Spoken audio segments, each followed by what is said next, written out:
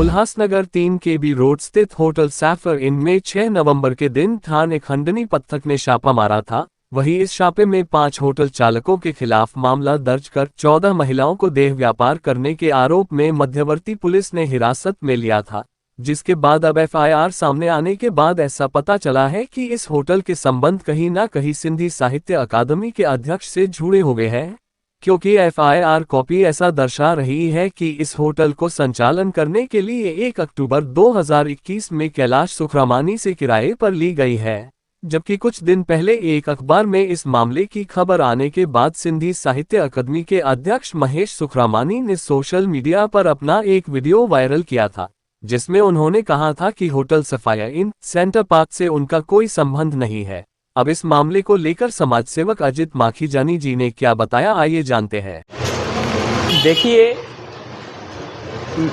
पहले इलेक्शन का टाइम था, आप लोग भी इलेक्शन में बिजी थे, हम लोग भी इलेक्शन में बिजी थे, लेकिन ऐसी मोटी मोटी कुछ बातें सोशल मीडिया में भी देखने को मिली थी कि सेंट्रल पार्क होटल, जिसका नाम अभी बदल के सफायरिन रखा गया है, वहाँ पे खंडनी पथक विभाग की रेड गिरी थी थाने से 6 नवंबर को। दिवाली के लगभग 3 दिन के बाद वो रेड गिरी थी और वहाँ पे कुछ विदेशी लड़कियाँ, बांग्लादेशी लड़कियाँ और कुछ ऐसे कस्टमर वेटर, ऐसे टोटल 14 से 15 लोगों को उन्होंने गिरफ्तार किया था। तो लेकिन ये इलेक्शन का टाइम था, मीडिया में भी कुछ खबर नहीं आई थी, हम लोग भी बिजी थे। लेकिन जैसे ही इलेक्शन ख़त्म हुआ, मेरे हाथ में FIR का कॉपी लगा, जो मैंने कल सोशल मीडिया के माध्यम से सब ग्रुप्स में कवर भी किया। उसमें क्लियर लिखा था, वहाँ पे 14 लड़कियाँ, कुछ वेटर्स, उनके कैश और कुछ ऐसी आपत्तिजनक चीज़ें जो देह व्यापार में काम में आती हैं, वो पुलिस वालों के हाथ में लगी थी और उन्होंने उनके ऊपर कार्रवाई की थी। यहाँ तक ठीक था, लेकिन जैसे FIR मैंने रीड किया तो उसमें जो होटल का मालिक था वो कैलाश सुखरामानी था। मैं ये देख के ज़्यादा हैरान हुआ कि कैलाश सुखरामानी जो महेश सुखरामानी का बेटा है, महेश सुखरामानी जो बीजेपी के पूर्व नगर सेवक तो हैं ही हैं, लेकिन उनके ऊपर जो सबसे बड़ी जिम्मेदारी महाराष्ट्र सरकार ने रखी है, सिंधी साहित्य अकेडमी के कार्याध्यक्ष हैं, उनका बेटा वो चीज़ों में इन्वॉल्व है। और वो बेटा जो साथ में रहता है, जो एक ही फैमिली मानी जाती है, वो सब चीज़ों में इन्वॉल्व है। देखो, ऐसे पहले सुनाई देते थे, पहले भी मैंने कुछ ऐसे, आप देखेंगे कुछ साल पहले का एक वीडियो 9/12 टाइम्स वगैरह का आया था, पहले भी ये सब बातें हो चुकी थी। मैं सुखरामानी की डायरेक्ट इन्वॉल्वमेंट देह व्यापार में ऐसी कही जाती थी, लेकिन उन्होंने कुछ दिन पहले अपना सोशल मीडिया में वीडियो डाला था कि मेरा कोई भी वास्ता नहीं है, अगर कोई ऐसी बातें करेगा तो मैं उसके खिलाफ डिफेमेशन का केस करता हूं, जिसमें शायद उनकी मास्टरी की हुई है। पहले भी मेरे ऊपर डिफेमेशन के केसेस कोर्ट में भी चल रहे हैं, मेरे स्टाफ के ऊपर उन्होंने नोटिस भेजा है, कुछ मीडिया कर्मियों को नोटिस भेजा है। तो उन चीज़ों से हमें फ़र्क पड़ता नहीं है। हम लोग जो भी सच्चा खुलासा होता है जनता के सामने रखते हैं कि जो ऐसे नकाबपोश लोग हैं, जो नकाब पहन के ये समाज में घूम रहे हैं, अपने आप को सिंधी समाज का इतना बड़ा मसीहा मानते हैं, उनकी हकीकत क्या है वो पब्लिक के, जनता के सामने आनी चाहिए। मैंने उसके लिए वो FIR जनता के सामने भी प्रेजेंट किया। उसमें कैलाश सुखरामानी का सीधा नाम है और यहाँ तक कहा गया है 1 अक्टूबर 2021 को उन्होंने अनरजिस्टर्ड एग्रीमेंट 100 रुपये के स्टैम्प पेपर पे कंडक्टिंग एग्रीमेंट किसी शेट्टी को करके दी है और उन्होंने वो होटल लीज पे दी है, जहाँ पे ये देह व्यापार सालों से चलता आ रहा है। और हमारे शहर में ऐसे बहुत सारी होटल्स हैं जहाँ पे चलता आ रहा है। लेकिन मेरा मुद्दा ये है कि अगर ऐसे लोग जो देह व्यापार में हैं, उनको सिंधी समाज के इतने बड़े पोस्ट, जो ये पोस्ट है पूरे महाराष्ट्र में सिंधी समाज को आगे बढ़ाने का, उनकी संस्कृति को बढ़ाने का पोस्ट है, और वो ऐसे पदों पे बैठे हुए लोग ऐसे घिनौने काम करेंगे, तो मेरा ऐसा कहना है कि उनको अपने पद से खुद ही इस्तीफा देना चाहिए। यहाँ तो उल्लासनगर के भी कुछ माननीय लोग, सम्मानीय लोग जो उनके साथ जुड़े हुए हैं सिंधी साहित्य एकेडमी में, जैसे हमारे श्री विनोद तलरेजा जी, श्री राजू जग्यासी जी, श्री लाल पंजाबी जी, जो इनके साथ ही जुड़े हुए हैं, इनके पार्टी से ही जुड़े हुए हैं, उनको आगे आना चाहिए। और उनको हकीकत है, जो उनको पहले नहीं पता थी कि उनको पता थी, लेकिन उनका भी कुछ ना कुछ शेयर है उन सब चीज़ों में, वो पब्लिक के सामने, जनता के सामने आना चाहिए और ऐसे आदमी से इस्तीफा लेना चाहिए और आगे ऐसे किसी भी सामान्य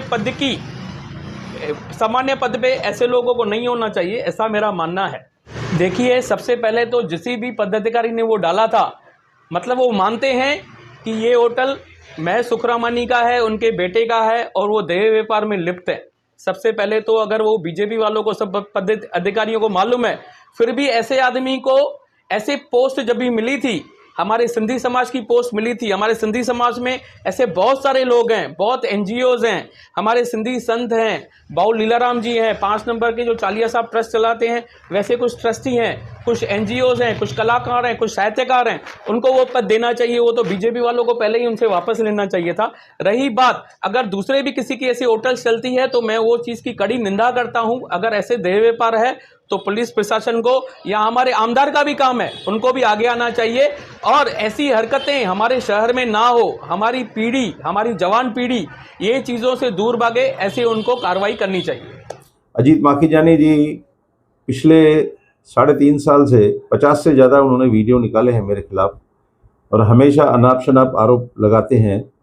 और मैं ये कह सकता हूँ कि उनका मानसिक संतुलन खो गया है, उसको इलाज की ज़रूरत है। इसके पहले भी एक वीडियो आया है जिसमें उन्होंने अलग अलग बातें कही है। मुझे समझ में नहीं आता है, जब भी मैंने सार्वजनिक रूप से कहा कि ये व्यवसाय से मेरा कोई लेना देना नहीं है, मैं फिर आपको बता दूं, यह होटल की प्रॉपर्टी मेरे बड़े भाई साहब किशोर पहलाज राय सुखरामानी के नाम से थी। उनका देहांत होने के बाद में ये मेरे बेटे के पास आई, हमारे परिवार के वाटअप में, जो हमारा आपस में सेटलमेंट हुआ।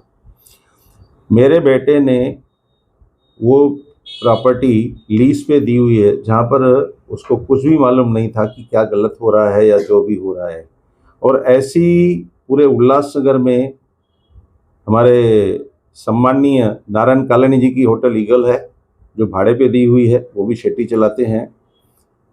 कृष्णानी बंधुओं की होटल दी हुई है, जवाहर होटल दी हुई है। ऐसे बहुत सी प्रॉपर्टी हैं जो किराए पे दी हुई है। और कोई अगर गलत काम करता है तो उसकी जवाबदारी उसमें होती है, वो एग्रीमेंट में है। और जिस प्रकार हमें मालूम पड़ा, तो वो प्रॉपर्टी से उस किराएदार को वहाँ से इमीडिएट हटाया गया और एग्रीमेंट में क्लियर उल्लेख है भाई, इसके किसी भी गलत काम से हमारा कोई लेना देना नहीं है। दूसरी बात मैं आपको बताऊं कि मेरा बेटा मेरे साथ नहीं रहता है, वो मेरे बिल्डिंग में 5वें माले पर रहता है। उसका राशन कार्ड भी अलग है, उसका परिवार भी अलग है, उसका कामकाज भी अलग है। और अजीत माखीजानी जी को ऐसा ज़्यादा ही शौक है मेरे से, या इतनी चिढ़ है, तो मैंने उनको पहले भी निवेदन किया था कि महानगर पालिका चुनाव आए और आप चुनाव लड़ो, और जितना आप मेरे नाम से मेरी माला जपोगे, उतना ही जो जनता ने मुझे प्यार दिया है वो देख लिया आपने। उसके बाद भी आप अगर अपने आप को नहीं बदल सकते तो मैं कुछ नहीं कर सकता हूँ। आप उसी समय को वार्डवासियों के प्रति, लोगों के प्रति सेवा में लगाओ, तभी आप इस वार्ड से जीतोगे। ये मेरा आपको सुझाव है। बाकी जिस प्रकार ने आपने मुझे इसमें खुला खुला मेरे नाम से मेरे संवैधानिक पद के लिए जो बोला है, तो मैं आपसे ये वायदा पक्का करता हूँ कि कुछ ही दिनों में मेरे वकील द्वारा आपको मानहानि का नोटिस भी आएगा और कोर्ट में आपको ये सब चीज़ें साबित करने के लिए आना पड़ेगा। और न्यायपालिका में मुझे पूरा भरोसा है। मैंने पहले भी आपको कहा था, न्यायपालिका में मुझे पूरा ही भरोसा है। और जो न्यायपालिका पे आप साबित करिए इसमें मेरा कोई रोल है। और हर चुनाव में, हर इस चीज़ों में जब भी ये होती है तो आरोप सबके ऊपर लगाते हैं। ये इनकी प्रकृति है, ये इनका स्वभाव है। और इन्होंने कभी भी जितने भी बातें की होगी, कभी जनता के भले के लिए नहीं की होगी। कभी इन्होंने पॉजिटिव चीज़ें अगर पब्लिक के लिए की होगी तो वो उस बारे में इनको बात करना चाहिए।